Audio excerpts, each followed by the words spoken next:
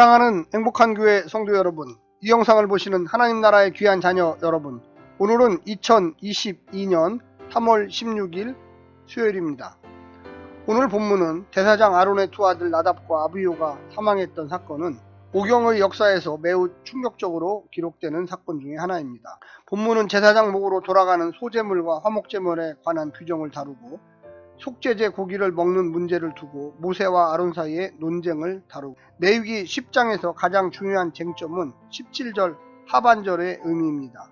모세는 속죄제 고기가 규정대로 처분되지 않은 사실을 알고 격분합니다. 여기서 왜 모세가 화를 냈는지 여러 학자들은 몇 가지 추론적인 견해를 내놓았습니다. 단순히 규정 위반 때문은 아닌데 더 엄밀한 이유가 17절 하반절에 명시되어 있습니다. 여기서 우리가 한 가지 알 수 있는 것은 율법은 특수한 상황에서 상당한 융통성이 있다라는 사실입니다. 17절 하반절을 읽어드리면 너희로 회중의 죄를 담당하여 그들을 위하여 여호와 앞에 속죄하게 하려고 너희에게 주신 것이니라 입니다. 먼저 오늘 본문 레위기 10장 12절부터 20절까지의 말씀을 듣고 다시 오겠습니다.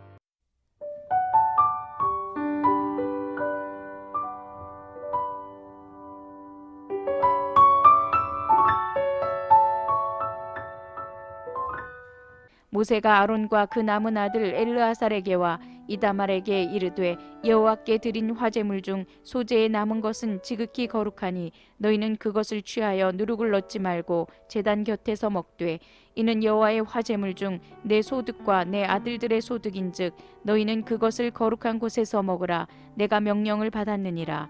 흔든 가슴과 들어올린 뒷다리는 너와 내 자녀가 너와 함께 정결한 곳에서 먹을지니 이는 이스라엘 자손의 화목제물 중에서 내 소득과 내 아들들의 소득으로 주신 것임이니라. 그 들어올린 뒷다리와 흔든 가슴을 화제물의 기름과 함께 가져다가 여호와 앞에 흔들어 요제를 삼을지니 이는 여호와의 명령대로 너와 내 자손의 영원한 소득이니라. 모세가 속죄제 드린 염소를 찾은즉 이미 불살랐는지라.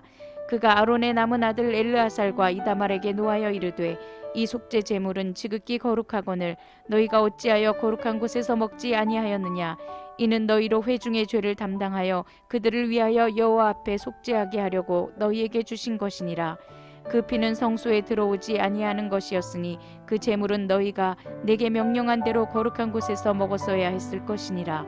아론이 모세에게 이르되 오늘 그들이 그 속죄제와 번제를 여호와께 드렸어도 이런 일이 내게 임하였거늘 오늘 내가 속죄 제물을 먹었더라면 여호와께서 어찌 좋게 여기셨으리요.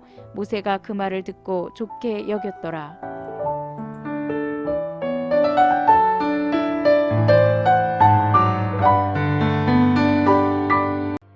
오늘 본문을 세 부분으로 나누어 보겠습니다. 12절부터 13절 소제물 섭취에 대한 지침, 14절부터 15절 화목제물 섭취에 대한 지침, 16절부터 20절 속죄제 고기로 인한 논쟁. 오늘 본문을 주제별로 세 부분으로 설명드리겠습니다. 첫 번째, 예배의 지속성. 아론의 두 아들은 죽었지만 제사는 계속됩니다. 제단에 태우고 남은 제물들을 처분합니다. 여기까지 잘 마무리해야 모든 제사가 효력이 있게 됩니다.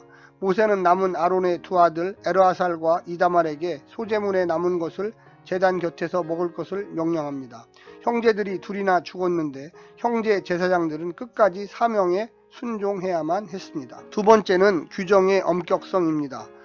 속죄제 염소에 대한 지침을 주려고 염소를 찾던 모세는 아론과 아들들이 이미 그 염소에 남은 잔존물들을 불태워 없앴다는 것을 알고 분노합니다.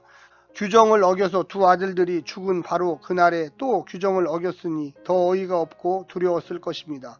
회중의 죄를 없애는 속죄제의 마지막 절차를 어겼으니 전체 속죄제가 무효화될 수도 있는 순간이었습니다. 모세가 크게 화를 낸 것은 마땅합니다. 죄를 향한 지도자의 분노가 문제가 아니라 침묵이나 동조가 더 큰 문제입니다. 세 번째는 율법의 융통성입니다. 아론은 왜 자신이 제물을 먹지 않고 태웠는지 이유를 말합니다. 아론은 그날 두 아들이 죽은 비극을 경험한 뒤에 어떻게 그 고기를 기쁘게 먹을 수 있겠느냐고 항변합니다.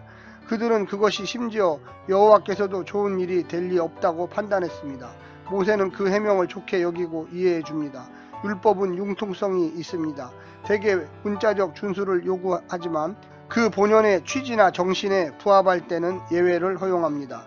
속죄제 짐승의 섭취는 죄를 제거하기 위함이 아니라 제사장들의 수고비로 먹도록 주어진 것인데 수고에 기쁨이 없어서 먹지 않는 것은 이해할 만한 것이었습니다. 모세는 그 고기를 먹지 않고 태웠다 해도 고기에 묻은 죄가 없어지는 것은 일어나도록 조치했습니다. 율법은 죽은 문자가 아니라 살아있는 하나님의 인격입니다. 오늘 말씀을 듣고 큰 은혜 받으시고 하나님의 놀라운 축복 가운데 사시기를 간절히 부탁드립니다. 샬롬.